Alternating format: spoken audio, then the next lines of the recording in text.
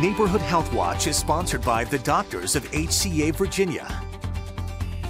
About 7% of people age 65 and older are affected by aortic valve stenosis. That's the heart condition we're discussing today in Neighborhood Health Watch. Now, this illness occurs when the heart's aortic valve narrows, preventing the valve from fully opening. This obstruction causes your heart to work harder to pump blood through your body, and depending on the severity, the survival rate is extremely low. Interventional cardiologist Dr. Charles Zacharias with Henrico Doctors Hospital is here to talk with us more about it.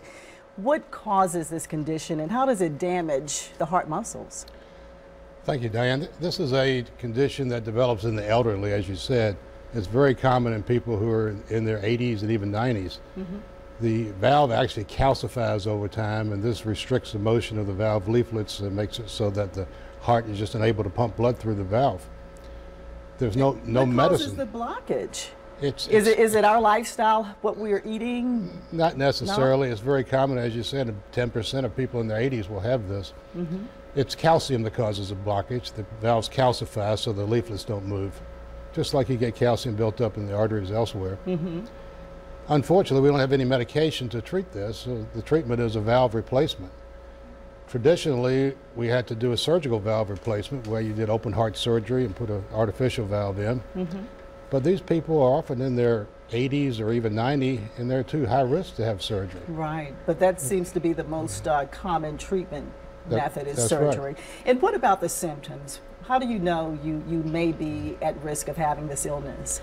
The most common symptom is shortness of breath with exertion and severe fatigue. You also get fluid retention, you have edema in your legs, and you get fluid in your lungs, adding to the shortness of breath. Sometimes you have chest pain, but mainly it's just severe fatigue and shortness of breath. And talk about the survival rate. It's extremely low. That's rather scary when it comes to your ability to rebound from this illness. Once you develop symptoms, you have about a 50% survival rate over the next 2 years.